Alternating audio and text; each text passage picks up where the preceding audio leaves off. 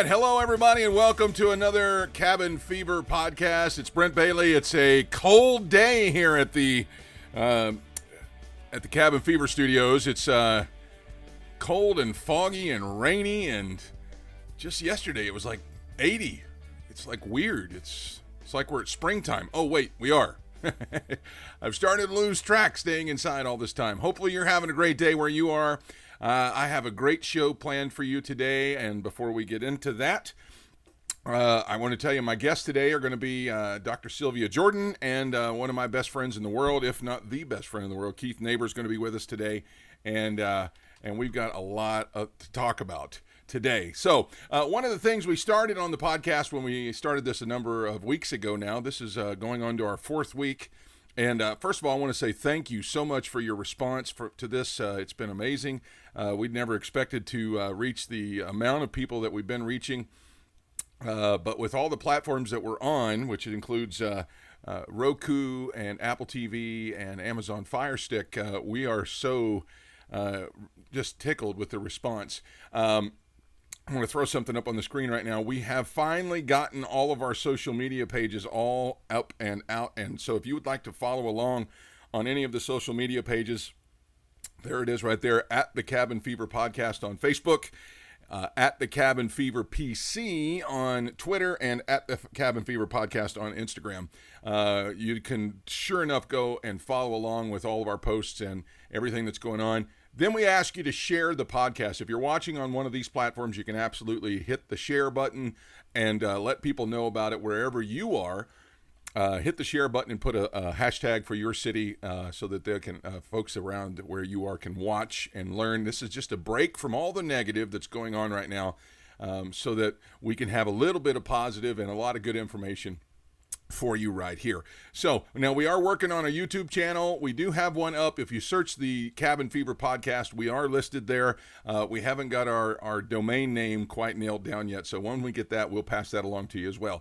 Now, we did start something a few weeks ago where we wanted to pass along some good news instead of just all the, it could be this long, it could be that long. And this is one that we have kind of stumbled upon, and that is the amount of folks that have recovered from COVID-19. It's not all just doom and gloom. There are some tragic things that have happened where people have passed away, and we are so sorry about that, and we are praying for their families. But worldwide, there have been over 440,000 people who have recovered from COVID-19, which is something that we should be meditating on as well as not just who all has passed, but how many have recovered. That is good news, and that's something that we hope that you're going to focus on. All right. So my first guest today is a former government official, city council person in Michigan, and I got to get the name of the city real quick. It is Southfield, Michigan. And she served on the city council, though, for 17 years. She has marketed over 2 books on how to do that. She's written 5 books, and we're going to be talking about one of those today. She's a pastor's wife, hosted a television show. She's got some philanthropic work, I'll get that out, philanthropic work that she does around her hometown, and so we're just really, really excited to have with us today Dr. Sylvia Jordan. Hello, Dr. Sylvia. It's so good to have you with us today.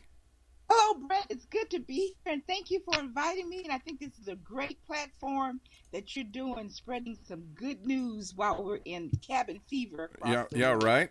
Okay, so I'm just going to stop right here for a second, and I've noticed that we've got a freeze. So what I'm going to do, because this is a live broadcast, I'm going to call you right back, and okay. We're going to get you squared away so that you're not frozen, because that's the most important thing, because we want everybody to be able to experience the full things that you have to say today. So give me 1 second. That's one of the things about being on a live show is that you get technical difficulties and you just have to roll with the punches.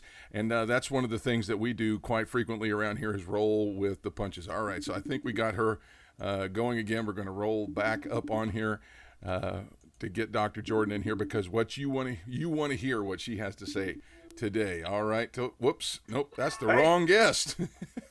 Hey, I'll call you back in a minute. all right. It's okay then. Oh man. Oh, what a great Monday already, right? It's a great Monday. No matter what, we're going to roll with this and we're going to go with it. And there's nothing we can do about it now. It's definitely live. So, um, let's see if she's going to. There we go.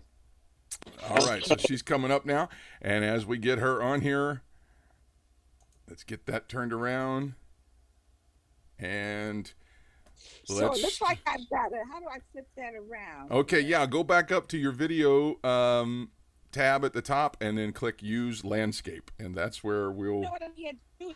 Because it didn't come up. Can you call me one more time? Okay, we'll try it one more time. Let's try it one more time. It is what it is. When you're dependent on the internet, and so many people are using the internet right now, it's amazing that they were able to get this all squared away right around this time of our lives. And there's a lot of talk about the internet right now, and so. People have got all kinds of theories and things of what they imagine is happening for real, and so there we go. And there she's back, and let's get that on there. All right, and okay. Well, you're sideways on me, so let's go ahead and just turn it back the other way, and we'll go with it that way. So how's that? All right. So there is Dr. Jordan right there. How right now? We're going to try this again. You can at least we can see you blinking and your lips moving. So anyway, Dr. Jordan, thank you so much for being on the program today. Hey, thank you, Brett, for having me. All right, now I just can't believe that you guys had 80 degrees weather last week. It is cold up here. Oh, I'm sure. They're expecting all the power to go out. Between 10 and 6, I think, this evening. Oh no, that's no good. It's just kind of wet and foggy here. But anyway, listen, I've known you for a number of years. We met at one of Dr. Increase's events, and we knew that you did serve on the city council. But I had no idea that it was as long as it was. 17 years in government life. 17 long years in government, and it was very different, but I saw politics on a new level, a different level, being up close and personal with it. It was difficult. It was trying, but it was challenging, yet rewarding at the same time, because you were able to, put some local laws on the books to help people and to help their life better. Yeah. Now, there's a lot of people are scared right now because of this is an unprecedented event that's happened in our country. And a lot of folks are like, well, I don't know how much I can trust. And as somebody who sat in the seat and has actually been somebody on the inside, what is the biggest piece of advice you can give to people right now as somebody who's served in public life and been on the government side? Do you really, and this is not just a blank answer, but you really, when the Bible says to pray for those in authority over you, you really do have to pray that they will make the right decision and not the political decision. Because many times people make, and it's not really the right thing. It's not really what's on their heart to do. Yeah. And so you really have to be a strong person, a tough person, to make those decisions that are the right decisions and not the political decisions. I had one lady when I was serving on the city council, she asked me, do you always vote your heart? Is that the way you always vote? I said, that's the only way to vote, is to vote what your heart says, to vote your conscience, to vote what you believe in, to vote your beliefs. Yeah. And so, it's really, really critical that we pray for those in authority, because we have a lot of people in authority that are ungodly, that don't want the best for people, and it's all down to politics. And so that's what's a little sad about it. Yeah. Now, as somebody that has sat there, the people are always, outside of the political side of things, that whether they vote one party or the other, but there's always that there's in the back of somebody's mind is, are they shooting with me straight? Is this really what's going on? And as we're praying for those people, would you say it's fair to say that we should be believing the best, even though we don't agree with everything that's going on? Absolutely. And I would trust and I hope that those that are in the positions are giving us the truth.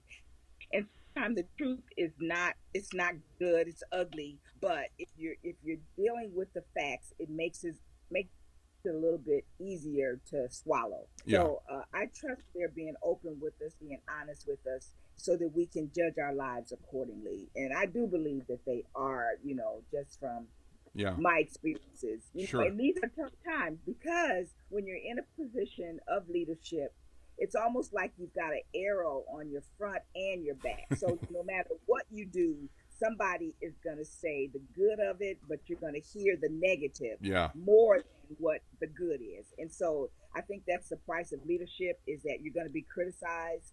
So you got to have tough skin, but you've got to continue to make those decisions that are best for the whole. Yeah, yeah. Okay, so now you've written 5 books, but one of the ones that we're going to talk about today is this one right here. I'm going to throw it up on the screen. It's The Art of Juggling. Let me turn that off so we can get it. The Art of Juggling. Now, you can pick this up at sylviajordan.com, or it is available on Amazon as well. But there's a lot of people right now who are having to do this. They're absolutely stuck in between sitting for their kids and teaching homeschool and still working and still trying to make ends meet, and they are doing what your book is suggesting. So, just in a few practical steps, and we want people to buy the book, but what are some real things to keep in mind right now with juggling everything? Yeah, I think one of the chapters in the book, it talks about seasons and understanding what season that you're in your life.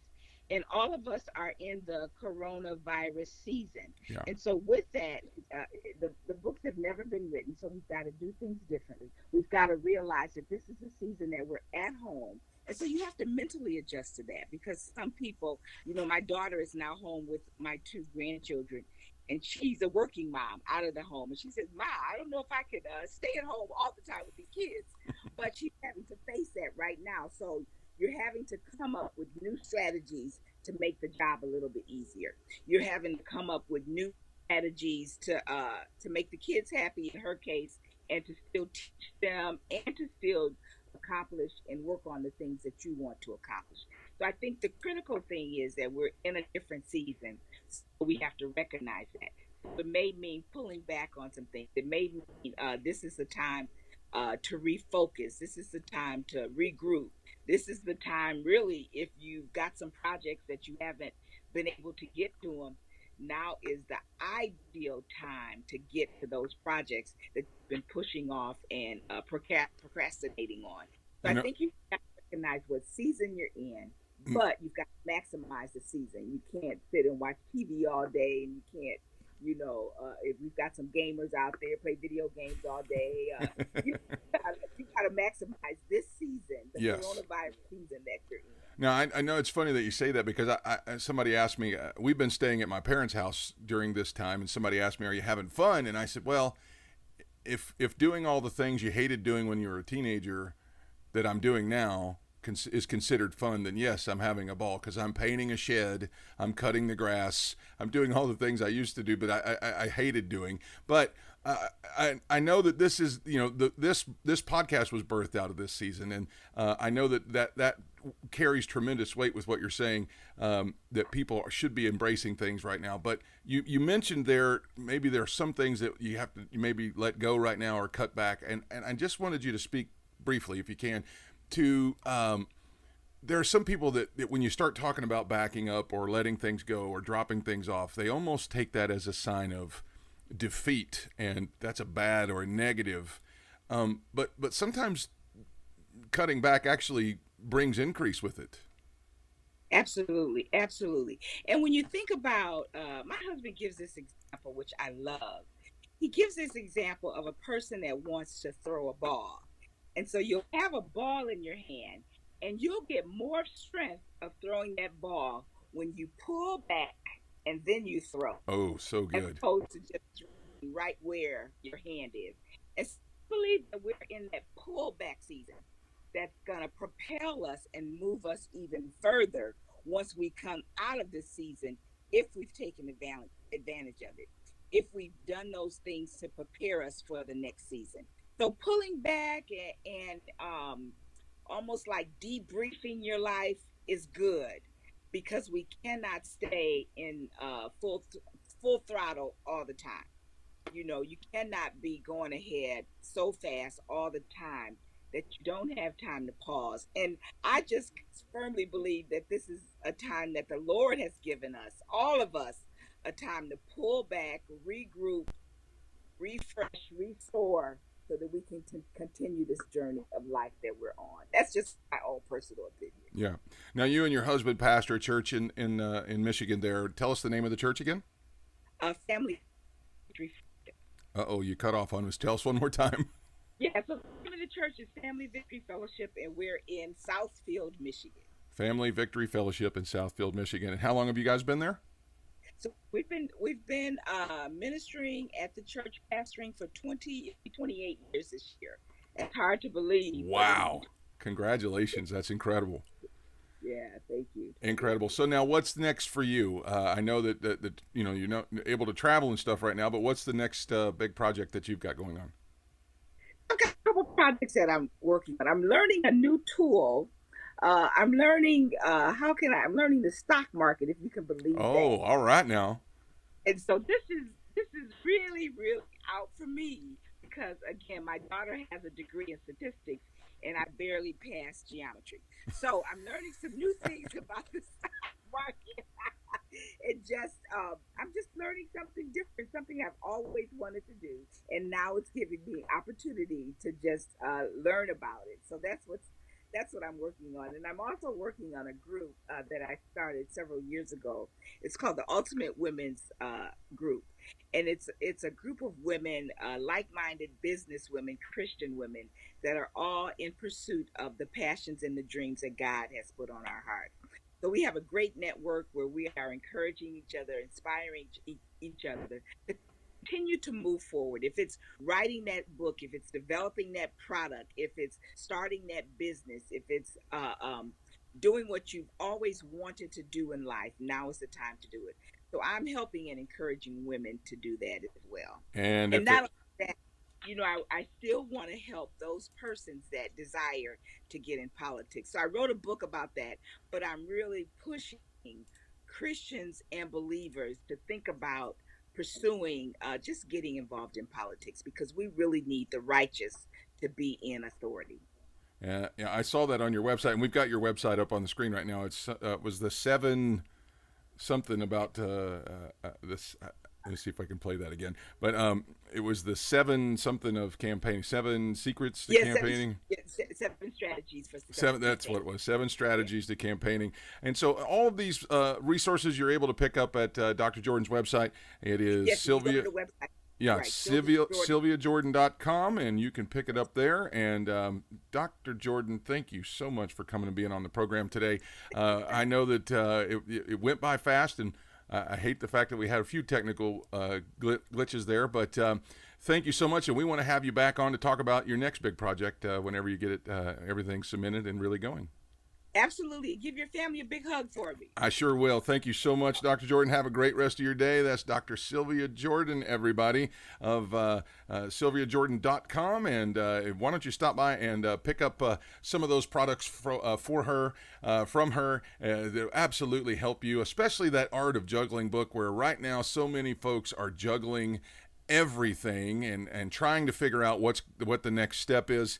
And when people can figure that out, that's when the magic happens. They actually become the better person on the other side. And so even in the middle of something like this, it feels like everything is just crashing down on you. It feels like everything's so heavy. It feels like, how am I ever going to be able to do this and cook dinner and pay the bills? And the thing is if you can juggle the right way, it's always successful, and you're better on the other side of it. So right now, I'm going to introduce to you guys our next guest. And this guy, he and I actually host another podcast called the 1330 Podcast together.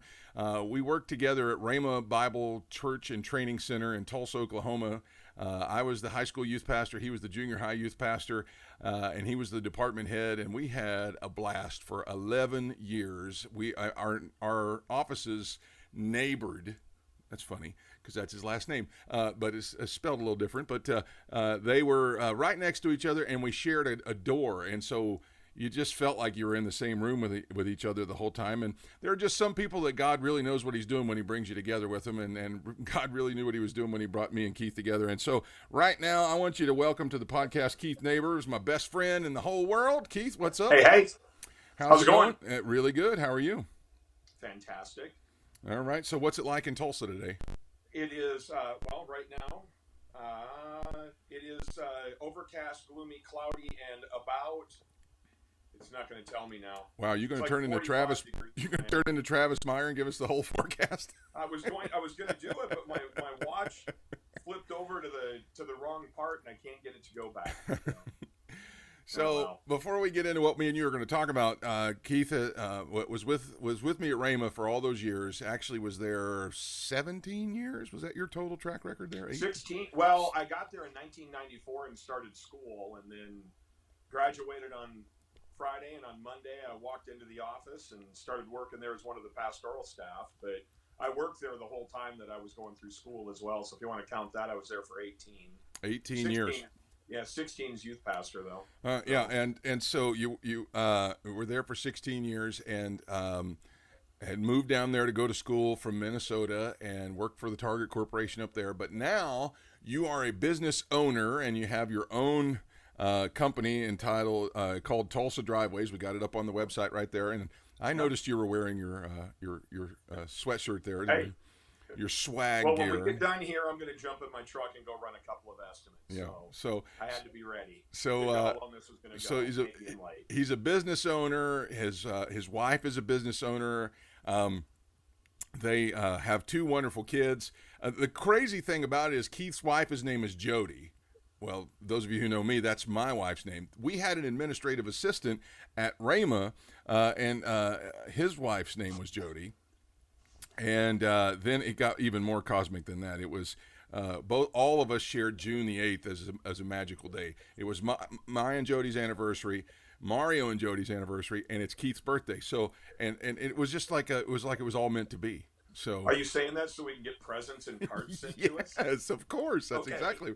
Everybody send those to the podcast here. So anyway, I'm setting up something here because Keith and I talked beforehand. We actually are approaching as much time apart as we spent together, and we worked together for 11 years. We've been apart 8 years. That's hard to believe. Isn't it? It's crazy, isn't it? But we're as close now as we ever were. We still talk sometimes every day. It's almost like because you get used to eating lunch with somebody every day or seeing somebody every day, and you almost feel like a whole when they're not there. And so that's what we really wanted to bring Keith on to talk about today was, there's a lot of folks that are separated right now. A lot of folks not able to just walk in the next room and see the co-workers or some of their family. I know some people haven't seen their family because of this for a number of weeks. And we just really wanted to talk about building a relationship when you're separated. And so I know that's one of the things that I learned from Keith when we were working together all those years. What happened? Did you pause your camera? I got a phone call. I'm sorry. I apologize. If you don't want to talk about it, we can just happen again. I'm sorry. Anyway, so Keith and I were just talking about this of how can you really maintain a close relationship when you're separated by this crazy set of circumstances that we're in. So what would you say? Number one thing, Keith, what would it be? The biggest thing, when social media first came out, it was going to be the great equalizer for everything. It was going to draw everybody so much closer, and we were going to be able to, we were going to talk to these people we hadn't talked to for years and years and years. And what actually ended up happening is that, we post what we had for lunch or dinner or what we made, or we went on a date, or we went to a movie, or we were watching whatever on television, or our kid did something for the first time, and it kind of turned into our own People magazine. Mm-hmm. And so we know the minutia of everybody's day, or we know the highlights of everything that if I called you, you post when you go to your kids' soccer games. Well, you would always tell me that if you hadn't posted it. But it's one of those now where it's like you see all of this stuff, so we don't feel like we need to call somebody anymore because we already know everything they've done. Yeah. So we know all of these things. The problem of it is we know, well, I know Brent went to a, boys had soccer game or practice or whatever. So I don't need to call him. I know what he did. Well, I know that they went to wherever for dinner afterwards, or they had ice cream, or they had a game and one of them scored a goal. So I don't need to call them and ask about that anymore. Yeah. Where the problem with that is now when we're doing all of our quarantining and social distancing and all of that, whatever you want to call it now, everybody's realized they actually miss people, and they miss the conversations with coworkers and people that maybe you didn't really care all that much about before. But to me, the biggest one is when you're thinking about somebody, call them.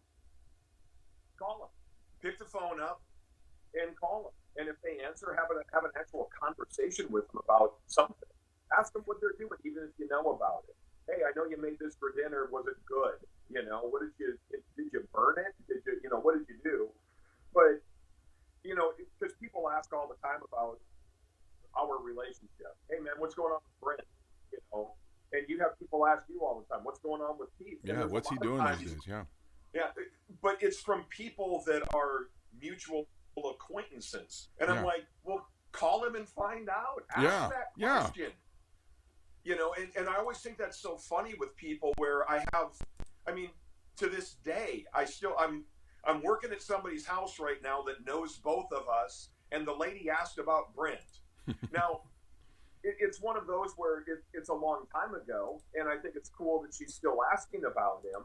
But in the world that we live in, so many times we just ask about somebody. We don't take the time to call them. Yeah.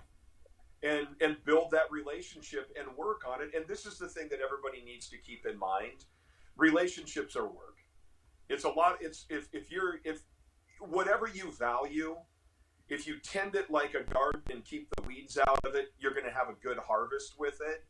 But how many times have you left a job and you think, man, I'm going to talk to these people for the rest of my life. And 2 weeks later, you call and everybody's like, who? Who are you? Yeah. Yeah.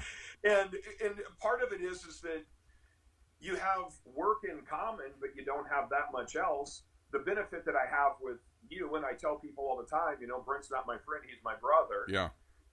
We're family. We're not. That's right. Our relationship goes beyond a friendship. And, but that's because we care deeply about one another's families as well. That's right.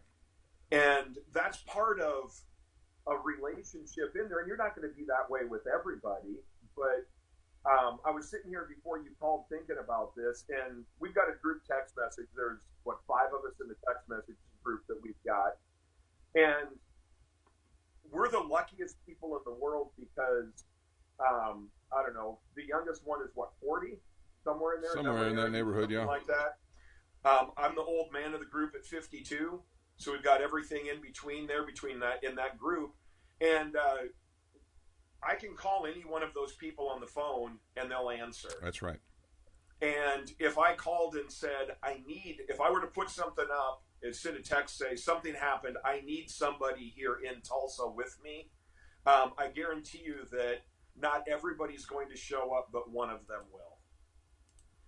Well, I can tell you Aaron probably wouldn't show up. So I would guess he would be the one that wouldn't show either, but that's all right. But he's not here, so people don't know who we're talking about, so I probably shouldn't call out names. But no, but but I've got 3 or 4 other people that aren't in that group as well that I talk to all the time. Yeah. I got another group of people. I got a friend in Taipei that I'm as close with him as I've ever been with him. Taipei, again, Taiwan. Yes. Yes.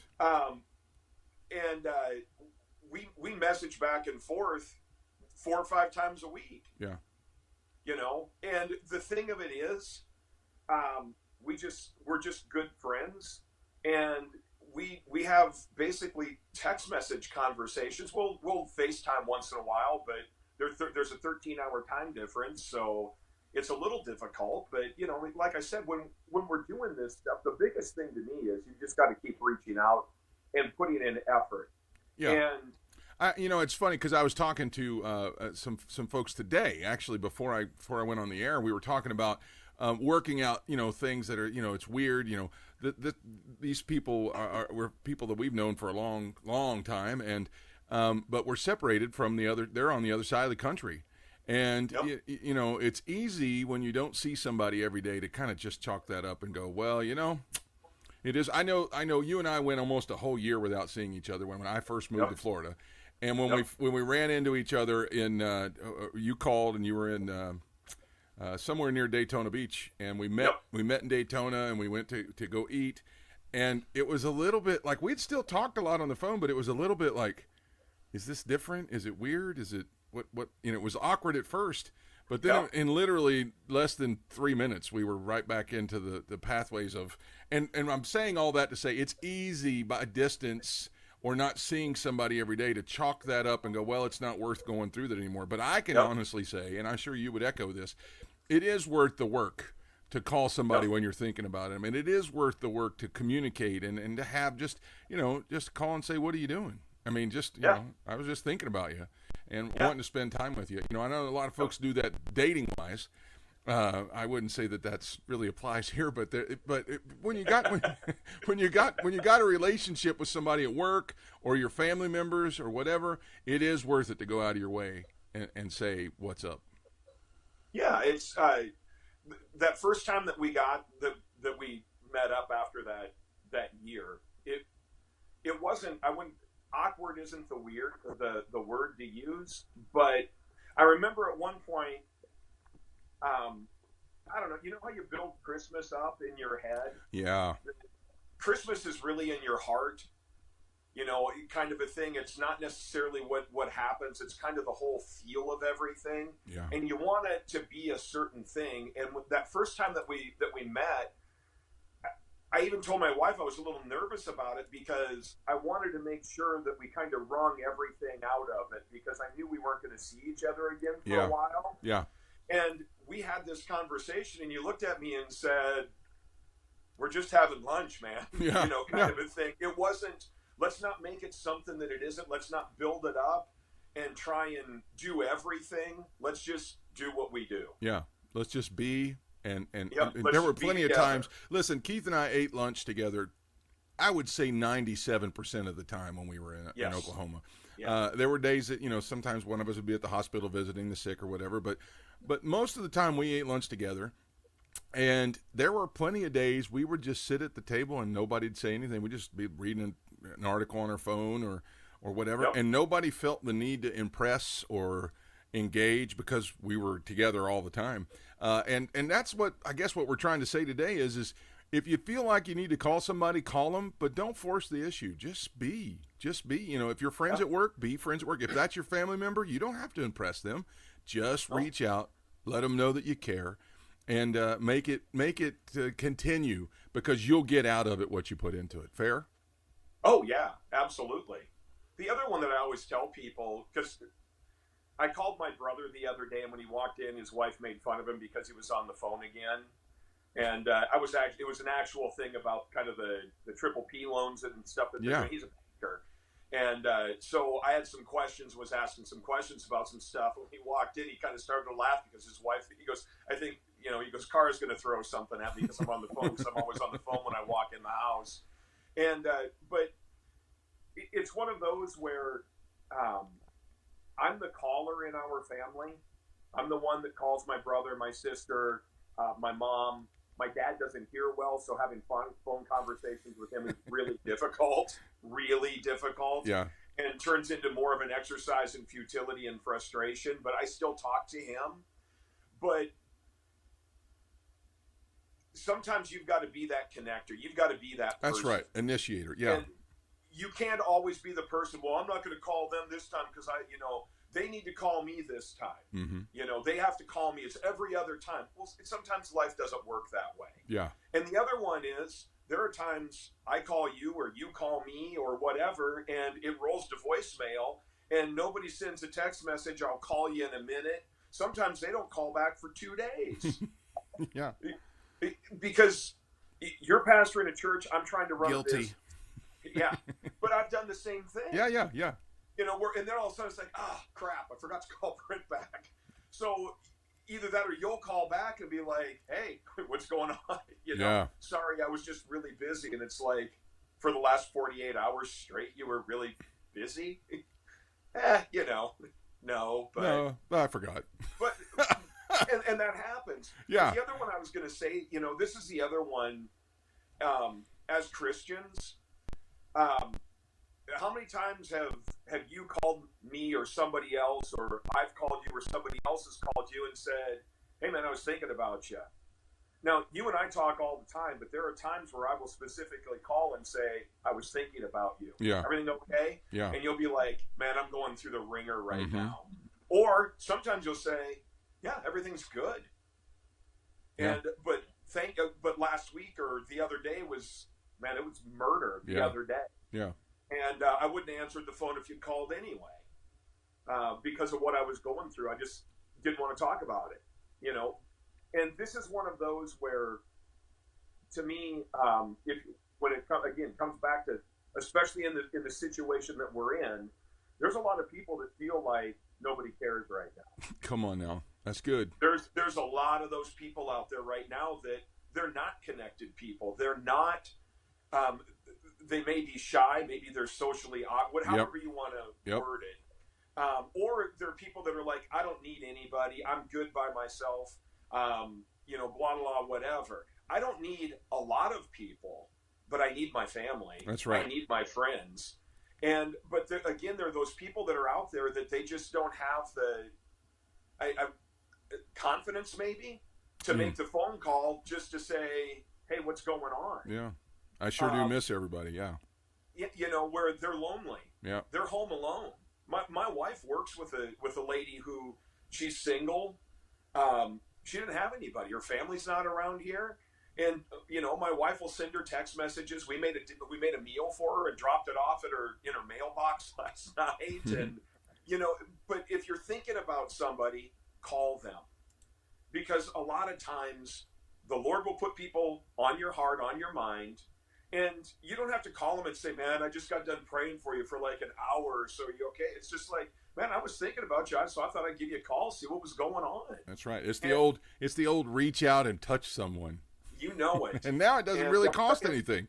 It doesn't cost. No, it doesn't cost anything at all. Everybody's got their phone with them in their pocket all the time. That's right. So, you know, but that's the one that I think is really important right now, is just to check in with people. Yeah. Even if you're not close to them, maybe you'll end up with a better friend out of it. Ooh, come on, that's good. How horrible is that? That's so good.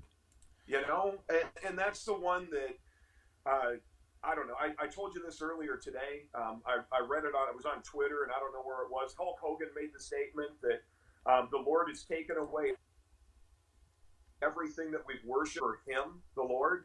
And, you know, because we don't have all the distractions. I mean, you know, you're in Orlando and Disney's closed, Universal's closed, SeaWorld's closed, everything's closed. You can't go anywhere. Yep. People aren't traveling to Orlando right now. Yep. And There's no sports. nothing. There's no live events. Yep. Nothing, man. Nothing. And in a sense, he's right with that. And I look at that and think, man, what an opportunity, number one, to strengthen your relationship with the Lord, but number two, strengthen your relationship with other people that are in your life. Yeah. I think this is the perfect time for it. It is, absolutely. Keith, we're going to have to get out of here because we're running out of time, but you know you're going to be back. Folks, this is Keith Neighbor. I'm putting up his stuff on the screen right now. His is TulsaDriveways.com. You can follow him on Facebook, Twitter, and Instagram at Tulsa Driveways. If you need concrete and you're in the Tulsa area, this is the guy to talk to. Hey, there you go. And glad. Or you can do my personal ones on all of those. Twitter's at the neighborhood, NACHBOR hood, and I'm on Instagram and Facebook as well. If you like pictures of concrete, go to the other one. If you want to know what I'm eating, go to Instagram, Twitter, or Facebook. All right. Well, thanks for coming on. Hey, man, We are good to working see ya. on a return of the 1330 Cup podcast where Keith and I talk about leadership events for 13 minutes and 30 seconds. It's in and out. So we're working on doing that. See, this was our first test run to make sure this would work. So anyway, It works. It works We'll great. do it. All right, man. Take it easy. Go sell some Yep. concrete jobs, and we'll talk to you We're soon. going to All do right. it. Have a All good right, one, everybody. all right. Yep, that's Keith Neighbor, everybody, my bestest friend in the world, and he's on his way to get some work done. And so I want to thank everybody for coming and being on with us on the program today. I know we went over just a little bit, but listen, it's worth it to work on those relationships. And what Dr. Jordan said, these are seasons. This is a season that we're in right now. You need to embrace the season. Don't resist it. Don't try and fight against it. You're in it. So make the best of it. And one of the things you can do right in the middle of that season is to be reaching out and furthering the relationships that mean the world to you. All right. That's going to wrap it up for us on the program today. I hope that you enjoyed it. I hope that you come back and see us again. You want to be here Wednesday. I've got another great lineup of guests for you. I got Deborah Pege is going to be with me. She's a leadership expert, and she's going to be talking about crisis prayers. You'll want to be here for it. I hope you enjoyed your day today. This is Brent Bailey. Thanks for stopping by. Make sure you get out and break the cabin fever. Have a great day, everybody.